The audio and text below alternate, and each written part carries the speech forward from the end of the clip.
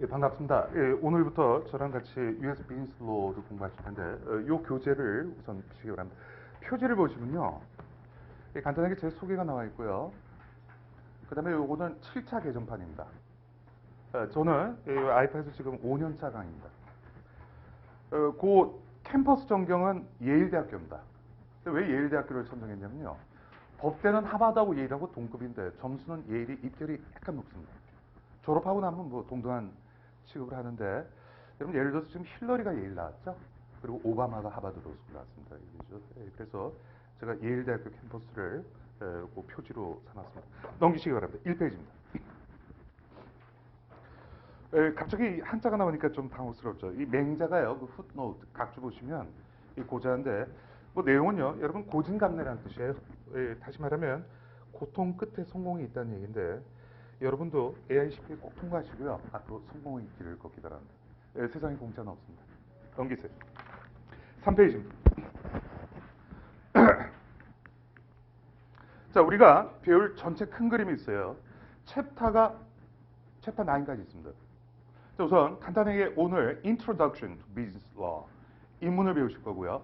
그 다음에 거기 보시면 챕터 1에 Contracts라고 되어 있죠. 거기 발표를 하세요. 요게 가장 상법의 한 축이 되는 겁니다. 나머지 모든 상법은요, 컨트랙트에서 파생되고 응용됐다 해도 과언이 아닙니다. 자, 그 다음에 또 한 가지 설명해 드릴게요. 컨트랙트에 S가 있죠. 학과명이에요. Economics, Politics. 따라서 계약법이라는 학과명이 됩니다. 그렇죠? 그 다음, 우리가 Sales도 배우실 거고요. 그 다음에 Negotiable Instruments, 화폐 증권법이라고 그러는데 Documents of Title 배우고 그 다음에 담보부 거래법이 Secure Transactions.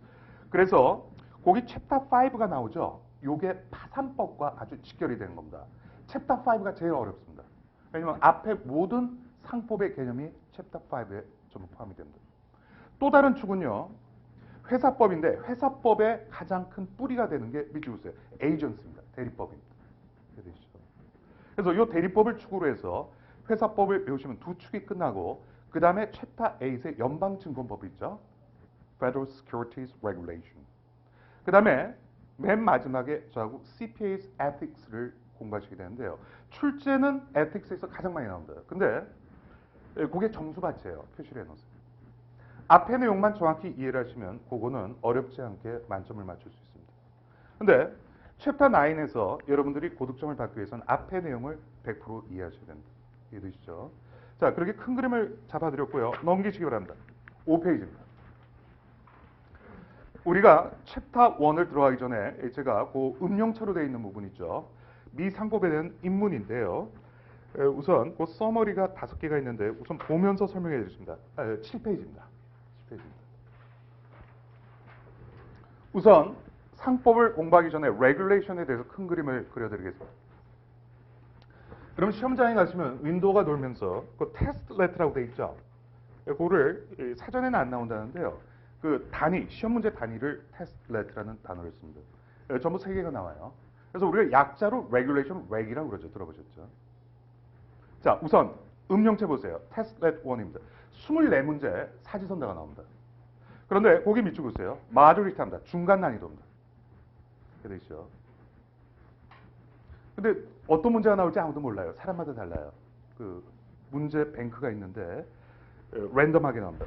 그 중에 20문제는 스코어, 채점이 되고요. 6분의 1에 해당하는 4문제는 unscored인데 그걸 밑줄 보세요. experimental, 덤이라고 그럽니다. 실험용입니다. 자, 이 덤이는 뭐냐면 저도 사법고시를 볼 때 더미가 4문제 있는데 정답이 보통 2개가 있어요. 테스트를 해보는 겁니다. 그래서 여러분 기출문제 풀 때 정답이 2개 있는 경우가 있거든요. 제가 그것도 가르쳐 드릴 거예요. 오답, 정답 제가 가르쳐 드릴 텐데 2개 있는 경우는 덤인 경우가 납니다. 채점이 안 됩니다. 6분의 1이나 됩니다. 그러니까 문제가 어렵다고 포기하지 마세요. 덤일 가능성도 있어요. 왜 문제가 어렵습니까? 답이 2개일 수 있어요. 그 다음 칠판 좀 보세요. 옛날에 제가 토플을 볼 때 문법은 다 맞았거든요. 왜냐면 듣기는 다 맞을 수가 없죠. 문법은 다 맞아야 돼요. 근데 앞에서 맞추잖아요. 그럼 컴퓨터가 굉장히 화를 냅니다. 그래서 여러분이 합격률에 가까울수록 테스트 레터에서 어려운 문제가 나와요. 변호사님 문제 굉장히 쉽던데요. 보통 떨어집니다. 왜 그럴까요? 많이 틀린 거예요. 쉬운 문제가 나오죠. 무슨 말인지 아시겠죠? 그런데 그 테스트렛 2는요. 24문제인데 거기 밑줄보세요. 커스터마이즈, 맞춤식이에요. 앞에서 많이 틀리면 아주 쉬운 문제가 나오겠죠? 거기다 맞추면 아주 어려운 문제가 나와요. 그렇죠? 그런데 여기를 좀 보시죠.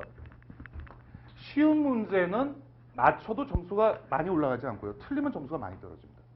어려운 문제는 맞추면 점수가 많이 올라가고 틀려도 얼마 떨어지지 않아요.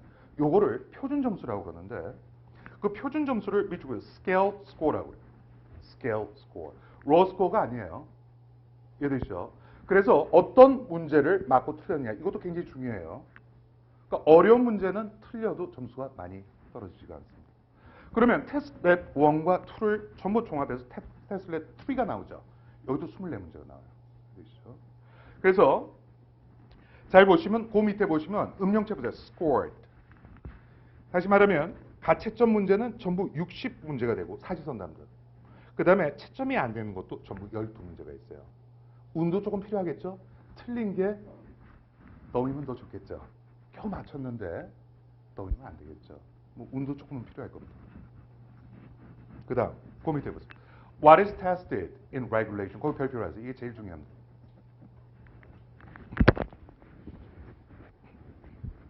우선 tested topics. 자, 전부 세 가지 토픽이 나오는데요. 맨 왼쪽에 ethics and professional responsibilities. 요게 적어놓으세요. 챕터 9입니다. 제 교재.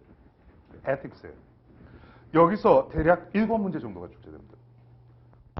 이해되시죠? 정확한 건 아니에요. 근데 사람마다 편차는 있겠지만 그 다음에 우리가 얘기하는 비즈니스 로가 가운데 있는데 18문제 정도가 출제가 됩니다. 합쳐서 25문제인데 이해되시죠? 그래서 퍼센티지로 따지면 약 35%예요. 근데 오른쪽에 여러분 Federal Taxation 있죠? 요게 한 65%를 차지합니다. 그런데 제가 여러분이 비즈니스 로를 잘한다고 해서 붙는다는 보장은 못해요. 하지만 비즈니스 로를 여러분 틀리면 합격률이 굉장히 떨어져요. 왜 그러냐면요. 이거는 완전히 언어 영역이죠. 우리한테 외국어 영역이에요. 우리한테 결정적으로 불리한 겁니다. 미국 사람들은요. 어릴 때부터 이 법치국가이기 때문에 법을 간접적으로 체험을 하고 법은 언어로 돼 있죠. 우리한테 절대적으로 불려요. 따라서 여러분 비즈니스로에서 선방을 하는 것이 합격 여부를 결정짓는 굉장히 중요한 요소입니다. 텍스만 하더라도 수리 영역이 나오는데 우리가 미국 학생들보다 수리 영역이 약하지는 않잖아요. 그렇죠? 그걸 명심하시기 바랍니다. 그 다음 그 밑에 tested area 출제 영역 거기 별표 3개를 해놓으시기 바랍니다. 칠판에 보세요. 이따가 제가 입증을 해드리겠지만 법은 암기 과목이 아닙니다. 수학이랑 똑같아요. 논리 이해 과목, 응용 과목이에요. 여러분이 만일에 법을 암기 과목으로 머릿속에 넣고 해주면 생각 발상 자체를 바꾸세요. 수학을 외워서 풀 수 있나요? 풀 수는 있겠죠. 조금만 응용해도 틀리죠. 되죠. 지금까지 비즈니스로에서 자꾸 물을 먹은 사람들은 이 법을 그냥 한글로 그것도 번역해서 외우고 간 사람들. 되죠. 논리적으로 이해하세요. 그래서 출제 영역은 뭐냐? 맨 왼쪽에 법 개념을 리걸 컨셉이 출제가 되고요. 되죠. 그다음에 가운데 보세요. 이상하다. 그 라직스의 별표를 해주세요. 논리학도 출제가 됩니다. 여러분은 이게 논리학에서 출제되는지 몰라서 그래요. 근데 저는 알아요. 프로기 때문에. 그렇죠. 요거는 외워서 되는 문제가 아니에요. 논리학은 크게 두 가지로 나뉩니다. 여러분 고3 때 명제 기억나시죠? P병Q이다. 여기서도 출제가 되고 있습니다. 제가 보여드리겠습니다. 눈으로. 백문이 불여 일견입니다. A picture is worth 1,000 words. 보여드리겠습니다. 제가 입증해드리겠습니다. 그 다음에 집합도 출제가 되는데요. 세트입니다. 이해되시죠? 이 명제와 집합에서 많은 문제가 출제되고 있습니다. 단 여러분들이 그걸 몰라요. 그냥 외우면 되는 줄 아는데 절대로 그렇지 않습니다. 수학 과목은 외워서 풀 수 있는 문제가 아니에요. 그 다음에 언어, language를 별표하세요. 언어도 굉장히 중요합니다. 법은요, 아하고 어 때문에 판결이 달라집니다. 언어가 굉장히 중요합니다. 그래서 거기 보시면 vocabulary, legal vocabulary, 법 어휘도 출제가 되고요. 이해되죠? 사지선다 중에 하나로 출제됩니다. 그 다음에 grammar에 별표해 놓으세요. 문법이 출제가 되고 있습니다. 변호사님 무슨 문법이 출제가 돼요? 저는 이제 학부는 고려대학교에서 영어영문학과를 졸업했어요. 그래서 문법을 실제로 전공을 했는데요. 제가 한번 보여드릴게요. 넘겨보세요. 뒤로 한참 가시면요. 문법이 어떤 식으로 출제가 되고 있냐면요. 250페이지 가보세요. 250페이지입니다. 그 중간 밑에 보면 grammar라고 나와 있죠. 제가 한 번씩 문법 강의도 할 텐데 I'm not your English teacher. But 영어 선생은 아니지만 해야 되는 경우가 있어요. 거기 보시면 그가 가난해서 떠난 것은 아니다. 이렇게 She did not leave him because he was poor. 이때 he was poor가 leave를 꾸미는 거거든요. 가난해서 떠나지 않았다는 얘기가 아니라 가난했다는 그 이유 때문에 떠난 건 아니다는 얘기예요. 이해되시죠? 과거에 토플 문법 문제 자주 출제됐습니다. 그래서 그 맨 마지막 보세요. 마지막 줄. 부채 잔액보다 담보의 시가가 높다. 그러니까 1억 빌려주고 1억 5천짜리 담보를 잡았다고 해서 이 우선양도로 취소될 수 있는 것은 아니다. 이해되시죠? 근데 이건 법 개념을 아무리 많이 알아도 그 오른쪽에 밑줄쳤던 그 부사절이 set aside를 꾸며주고 있는 거예요. 우리한테 불리하겠죠? 이게 실제로 기출문제입니다. 그 문법 내용까지 전부 설명을 해드리겠습니다. 그럼 어떤 결론이 나옵니까? 이거를 한글로 옮겨서 한글로 공부를 먼저 하셔야 돼요? 아니면 원래 영어로 보시고 한글을 수단으로서 번역을 하셔야 돼요? 이탈리아 속담에 이런 말이 있어요. 번역하는 반역자다. Translator is traitor. 이게 되십니까? 시험장에 가시면 기억자도 안 나옵니다. 그렇죠? 좀 어렵더라도 영어로 먼저 보시고 제가 바로를 치고 한국말로 번역을 했습니다. 순서를 아시겠죠? 이열치열이 아니라 이영치영입니다. 영어는 영어로 잡는 겁니다. 진짜. 그럼 변호사님 아예 영어로 강의하시죠? 그럴 수도 있어요. 근데 서로 불편하잖아요. 한글로 강의합니다. 다시 돌아오세요. 7페이지입니다.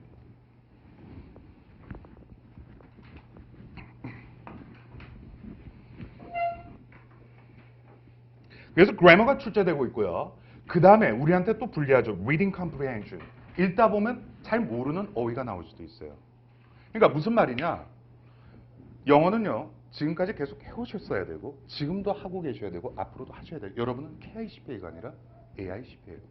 이해되시죠? 그래서 평소에 영어 공부를 안 한 분들은 지금부터라도 영어를 계속 하셔야 돼요. 그래서 프랙티스를 많이 하고 가셔야 돼요. 이해되시죠? 그 밑에입니다. strategy. 그럼 합격 전략은 뭐가 있느냐? passing rec 시험을 보려면 자, 잘 보세요. 칠판을 좀 보시기 바랍니다. 75% 맞으면 보통 붙거든요. 자, 2개 중에 하나는 무조건 맞아야 돼요. 일단 전략을. 그럼 4개 중에 몇 개 맞아야 됩니까? 자, 우선 4개 중에 2개 중에 하나는 맞고요. 그 다음에 나머지 2 문제 중에 하나는 맞추셔야 돼요. 이래야 기대값이 3개가 나오니까 4개 중에 3개니까 75%가 나옵니다. 쉽지 않습니다. 그럼 전략을 어떻게 짜냐면 그 밑에 보세요. 4문제가 나오는데 question 1은 moderate, 좀 평이하죠. 1, 2는 무조건 맞추셔야 돼요. 근데 나머지 2문제는 좀 어렵게 나올 수 있죠. 3하고 4는. 이 중에는 2개 중에 하나를 맞추셔야 됩니다. 쉬운 게 아니죠. 그래야 붙습니다. 그래서 만일에 4개 중에 3개를 맞추면 붙을 확률이 50%가 되죠. 기대값이 어떻게 됩니까? 0.5 플러스 0.5는 1이 되니까 4개 중에 3개를 맞추게 돼요. 자, 그런데 그 밑에 보세요. 우리 한국 수험생들이 상당히 많은 수가요. 이거 반타작하지 뭐, 비즈니스부에서. 제일 어려운 게 반타작이에요. 뭐 아니면 도예요. 알면 풀고 모르면 못 풀어요. 여러분 수학이 어떻습니까? 찍습니까? 아니면 알면 다 맞죠? 모르면 어때요? 똑같아요. 50%가 제일 어렵습니다. 그래서 전략을 이렇게 짠 사람들은 대충 외워서 텍스의 승부를 거자. 맨 마지막 줄 보세요. 50% 나오지도 않아요. 50%가 제일 어려워요. 그러면 텍스를 거의 90% 맞추셔야 돼요. 그렇죠? 이건 좋은 전략이 아니에요. 그래서 여러분은 전략을 75%면 가장 좋고 최소한 70%는 맞춰주셔야 돼요. 그럼 텍스를 몇 프로 맞추면 붙습니까? 77% 숫자 좋죠?